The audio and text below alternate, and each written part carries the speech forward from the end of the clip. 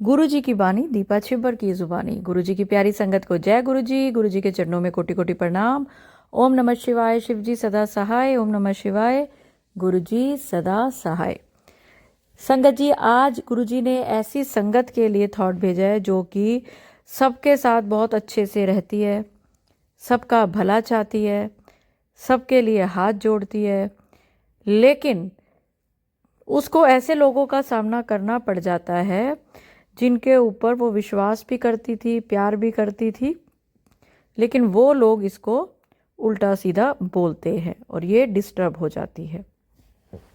अगर आप गुरु जी की वो संगत हैं जो दूसरों के साथ बहुत अच्छा व्यवहार करती है, पर सामने वाले कई बार उल्टा सीधा बोलते हैं या उल्टा सीधा कर जाते हैं, उसके सीधेपन का फ़ायदा उठाते हैं या उसकी भोलेपन का मजाक उड़ाते हैं, फ़ायदा भी उठाते हैं और मजाक भी उड़ाते हैं, और उसको हमेशा थोड़ा सा लो फील कराते हैं। तो संगत जी, अगर आप वो संगत हैं तो कमेंट्स में लिखिए, क्योंकि आज गुरु जी की मेहर भरी नज़र ही नहीं, गुरु जी का मेहर भरा हाथ भी आपके सिर पे है। क्योंकि गुरु जी कहते हैं, मुझे पता है कि तू कितनी अच्छी और कितनी सच्ची है, मेरे होते तेरा कोई कुछ नहीं बिगाड़ सकता। लोग तू अपने लिए चिंता कर रही है, लोग तो मेरे से भी बहुत उम्मीदें करते हैं, और जब मैं उनकी उम्मीदों पे खरा नहीं उतरता तो वो मेरी पूजा पाठ भी कम कर देते हैं, क्योंकि सबको सामने वाले से कुछ ना कुछ चाहिए। तो संगत जी, आज गुरु जी ने एक बहुत अच्छी बात बुलवा दी कि अगर आपकी ज़िंदगी में ऐसे लोग हैं जो कि आपका फ़ायदा उठाते हैं कि अगर आपने कुछ करा तब तो ठीक है, अगर आप नहीं कर पा रहे हो या नहीं करते हो या कोई भी कारण से, तो वो आपको नीचा दिखाते हैं, तो गुरु जी ने आज आपको साफ स्पष्ट शब्दों में कह दिया कि अपनी इस बात को कभी दिल पे मत लगाना। क्योंकि गुरु जी कहते हैं, जेड़े मैनू नहीं छड्डदे ਉਹ ਤੁਹਾਡੇ ਨਾਲ ਕੀ ਹਾਲ ਕਰਨਗੇ। ਕੀ ਗੱਲ ਇੰਨਾ ਕੀ ਸੋਚਦੇ ਪਏ ਹੋ ਤੁਸੀਂ। ਉਹ ਲੋਕੀ ਤੇ ਦੂਜੇ ਲੋਕੀ ਇੱਕ ਬੰਦਾ ਦੂਜੇ ਬੰਦੇ ਨੂੰ ਖਾਣ ਵਿੱਚ ਬੈਠਾ ਜਿਸ ਦੀ ਰੇਟ ਵਿੱਚ ਤੁਸੀਂ ਜਰਾ ਜਿਹਾ ਉੱਤੇ ਚੜੋ और ਵੇਖੋ ਸਾਹਮਣੇ ਵਾਲਾ ਜਲ ਕੇ ਰਾਖ ਹੋ ਜਾਏਗਾ। ਜਦੋਂ ਤੱਕ ਉਹ ਤੁਹਾਨੂੰ ਥੱਲੇ ਖਿੱਚ ਨਹੀਂ ਮਿਲੇਗਾ ਨਾ, ਅੱਜ ਦਾ ਟਾਈਮ ਹੀ ਹੋ ਜਾਏ, ਕੋਈ ਡਿੱਗਿਆ ਪਿਆ ਤੇ ਸਾਰੇ ਖੁਸ਼ ਹੁੰਦੇ ਨੇ ਕਿ ਚਲੋ ਇਹ ਮੇਰੇ ਤੋਂ ਥੱਲੇ ਹੈ, ਜਰਾ ਜਾ ਕੋਈ ਉੱਚਾ ਹੋ ਗਿਆ ਰਿਸ਼ਤੇਦਾਰੀ ਵਿੱਚ ਵੀ ਸਾਰੇ ਸੜ ਮਰਦੇ ਨੇ ਕਿ ਇਹ ਸਾਡੇ ਤੋਂ ਉੱਚਾ ਕਿਵੇਂ ਹੋ ਗਿਆ। तो संगत जी, परेशान ना होए, गुरु जी ने आज आपको ये संदेशा दिया है डायरेक्ट कि अगर कोई आप कुछ करते हैं किसी के लिए और सामने वाला को दिखता नहीं है या सामने वाले को वाला आपका मजाक उड़ाता है, तो परेशान ना हो, बल्कि आज खुश हो कि गुरु जी ने आपके सिर पे अपना हाथ रखा है, आपके ऊपर उनकी नज़र है कि आपका कोई बुरा नहीं कर सकता, और आपको आज गुरु जी का बहुत आशीर्वाद मिल रहा है। संगत जी, मेरा नाम है दीपा छिब्बर, मेरे चैनल का नाम है गुरु जी की वाणी, दीपा छिब्बर की जुबानी। अगर आपको लगता है कि ये चैनल आपको गुरु जी के करीब लाया है, आपको पॉजिटिव करा है, आपके दिल की बातों का जवाब मिला है, तो एक सब्सक्राइब तो बनता है ना। तो अगर अभी तक मेरा चैनल सब्सक्राइब नहीं किया तो ज़रूर करें, साथ में बेल आइकन का बटन है उसको दबाएं और ऑल का बटन दबाएं, तो वीडियो, शॉर्ट्स, लाइव जो कुछ होगा सब आपके सामने आएगा। तो चलिए संगत जी, आज का मैं एक आंटी जी का सत्संग तो मैं सुनाऊंगी, छोटे छोटे बड़े अच्छे, लेकिन उससे पहले गुरु जी की दिव्य वाणी से निकला वचन 70। एक बार हम गुरु जी के साथ रात के 2 बजे तक बैठे थे और गुरदास मान जी का गाना रातों को उठ उठ कर चल रहा था, और तब हमें पता लगा कि गुरु जी हमारे लिए कितनी प्रार्थना, कितना तप करते हैं ताकि हम रातों को शांति से सो सके।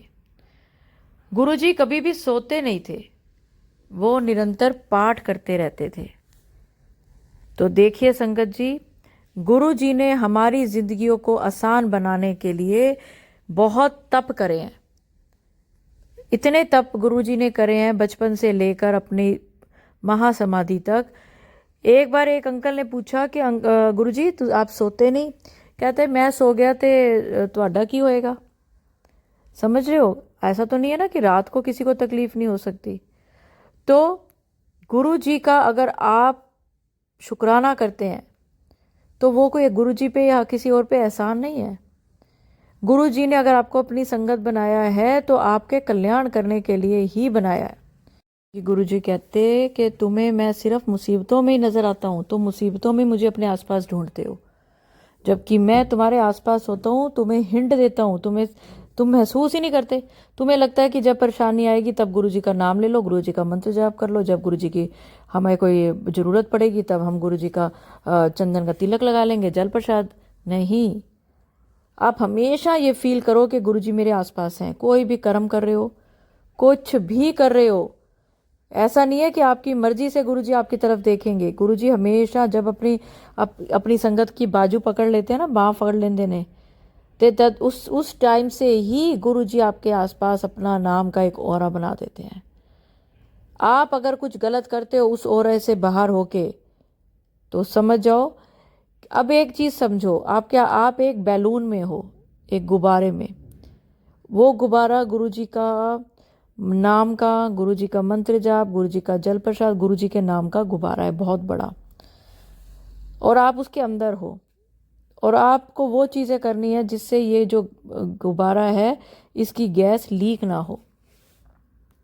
अब आपने किसी के साथ गुस्सा किया ना, तो जैसे ही आपने गुस्सा किया तो वो गुस्सा तो रहेगा नहीं अंदर, क्योंकि जो गुब्बारा है वो अंदर से पूरा पॉजिटिविटी से भरा हुआ है, आपकी पूजा पाठ से भरा हुआ है, आपके लिए अच्छी चीज़ें से भरा पड़ा है। और जैसे ही आपने किसी की चुगली करी, आपने किसी को गुस्सा करा, आपने घमंड करा किसी बात को लेकर, तो जब वो आप कोई गुब्बारा होता है तो उसको एक नीचे से गांठ मारते हैं ना, ताकि उसकी गैस ना निकल जाए, अगर होता है ना, तो वो जो गांठ होती है नीचे वो थोड़ी लूज हो जाती है। जितनी बार आप नेगेटिव काम करते हो उतनी बार वो चीज़ वहाँ से गैस लीक होने लगती है, क्योंकि वो नेगेटिविटी को अंदर नहीं रखती, नेगेटिविटी को वो उस गुब्बारे से बाहर निकालती है। अब सिर्फ नेगेटिविटी तो नहीं निकलेगी ना गुब्बारे से बाहर, थोड़ा सा तो गुरुजी का आशीर्वाद भी निकलेगा बाहर, गुरुजी का दिया हुआ आपको अनमोल गिफ्ट भी थोड़ा सा बाहर निकलेगा। ध्यान दीजिए, अगर गुरुजी की संगत हो तो अच्छे कर्म करो। अगर गुरुजी की संगत बनना चाहते हो, गुरुजी की मुट्ठी भर संगत में से एक रहना चाहते हो, वो काम करो जिससे आपका ये गुरुजी का पॉजिटिव रूप वाला जो गुब्बारा है, आप उसके अंदर ही रहो। हर इंसान अपनी ज़िंदगी जी रहा है, हर एक इंसान एक अलग गुब्बारे में है। आप उस गुब्बारे से बाहर निकलने की कोशिश करोगे तो आपको गांठ खोल के जानी पड़ेगी। फिर जितनी चीज़ें गुरुजी ने आपको दी हैं, जितनी ब्लेसिंग दी हैं, वो सब आपके साथ बाहर निकल जाएंगी। आप हर इंसान अलग अलग गुब्बारों में है, और आपको लगता है यार उसका गुब्बारा तो बड़ा है, उसके गुब्बारे में बहुत ब्लेसिंग है। क्यों? क्योंकि वो निरंतर पाठ कर रहा है, वो गुरुजी को नहीं भूल रहा। वो सिर्फ अच्छे टाइम में, बुरे टाइम में नहीं गुरुजी को बुलाता। वो इंसान अच्छे टाइम में भी गुरुजी को हमेशा याद रखता है। ये आप दिमाग में रखें कि नेगेटिव करने से गुरुजी का आशीर्वाद कम होगा ही होगा, उससे आप बच नहीं सकते, क्योंकि गुरुजी की मेहर भरी नज़र है आपके ऊपर, और अब तो गुरुजी का मेहर भरा आशीर्वाद है आपके सर पर। तो चलिए संगत जी, अब मैं आपको आंटी जी का एक शुक्राना सत्संग अपनी आवाज़ में सुनाती हूँ, और फिर एक आंटी जी का छोटा सा शुक्राना सत्संग और ये सत्संग मुझे बड़ा ही अच्छा लगा। और ये सिर्फ आंटी जी का नहीं है, ये बहुत लोगों के साथ ऐसा होता है और हुआ होगा। ओम नमः शिवाय, शिवजी सदा सहाय। ओम नमः शिवाय, गुरुजी सदा सहाय। जय गुरुजी, शुक्राना गुरुजी। ये मेरा पहला सत्संग है। मेरी जर्नी गुरुजी से 2024 अप्रैल में शुरू हुई, क्योंकि 2024 अप्रैल में मैंने गुरुजी का एक सत्संग अटेंड किया, जो कि किसी ने घर में करवाया था। जब मैं सत्संग में गई तो यहाँ गुरुजी का स्वरूप उन्होंने रखा था। उसके आगे ही जस्ट जिनके घर सत्संग था वो लेडी बैठी हुई थी। जहाँ वो बैठी थी उसके पीछे खाली जगह थी, तो मैं भी बैठने लगी थी। तो जैसे मैं बैठने लगी तो एक सेवादार आंटी आई, उसने मुझे उधर बैठने से मना कर दिया। मेरे को अंदर से बहुत पिंच हुआ कि ये क्या मतलब हुआ कि यहाँ नहीं बैठना, यहाँ जिसको जगह मिलती है उधर बैठने देना चाहिए। तो मैं पीछे बैठ गई। सत्संग खत्म होने के बाद मैं घर चली गई। मेरे को उस सेवादार आंटी का बिहेवियर अच्छा नहीं लगा। दीपा आंटी, संगत जी, 2 दिन के बाद मेरे को इंस्टाग्राम पे मैसेज आया कि ये मत सोच कि उसने तुझे आगे नहीं बैठने दिया। मेरी नज़र पीछे बैठने वालों पे ज़्यादा होती है। बाकी जिसने तुझे आगे नहीं बैठने दिया, मैं उससे खुद निपट लूँगा। मैं ये मैसेज पढ़कर हैरान हो गई संगत जी। मैंने फ़ोन को एकदम उल्टा कर दिया। मैं डर गई। मैं सोचने लगी, गुरुजी इतनी करीब से इंसान को देखते हैं। फिर एक दिन मैं इंस्टाग्राम चला रही थी तो मैसेज आया कि तू ये मैसेज पढ़ रही है, तेरा एक पाँव दूसरे पाँव पर है। तो वाकई में ही मेरा एक पाँव दूसरे पाँव पर था। सो इस प्रकार मैं गुरुजी से जुड़ती गई। आज की डेट में मैं चाहती हूँ कि गुरुजी के सत्संग ही अटेंड करती रहूँ। एक बार मैं बड़े मंदिर भी होकर आई हूँ। दीपा आंटी, आप उन पे आप उन दीपा आंटी, आपका चैनल पॉजिटिव थिंकिंग वो मैं बड़े शौक से सुनती हूँ। आपसे भी हमें बड़ी पॉजिटिव मैसेज मिलते हैं। आपको भी गुरुजी खुश रखें। जय गुरुजी। शुक्राना Guruji. Thank you so much aunty. संगत जी, ऐसा होता है कि कई बार आपको ऐसा फील हो जाता है, लेकिन हमें पता नहीं होता कि उन आंटी ने हमें ऐसा क्यों उठाया और क्यों पीछे बिठाया। जहाँ आपको बिठाया होगा वहाँ गुरुजी ने आपको बहुत ब्लेसिंग दी होगी। वैसे तो पूरे सत्संग में ब्लेसिंग होती है, पर हो सकता है वहाँ किसी और ने बैठना हो, पहले से तय हो। ऐसे ही एक बार मैं भी एक सत्संग में गई, सेम मेरे साथ हुआ। जिनके घर था, अंकल ने बोला कि वहाँ से ना आप वो मूड़ा उठा लो। हर रूम में उन्होंने अरेंजमेंट किया हुआ था बैठने का, तो आप यहाँ आगे आके यहाँ बैठ जाओ। तो उनकी आंटी थी जो वो सबसे आगे बैठी हुई थी, और अंकल के लिए भी एक जगह रखी हुई थी, उसके साथ थोड़ी सी जगह खाली थी, और फिर उनका सोफ़ा था। अंकल जी के कहने, क्योंकि मुझे तो पता ही नहीं था किसने कहाँ बैठना है और क्या अरेंजमेंट है, मैं पहुंची थोड़ा टाइम पे थी, तो उन अंकल ने बोला कि आंटी आप ये ना ये ले जाओ और वहाँ आगे लगा लो।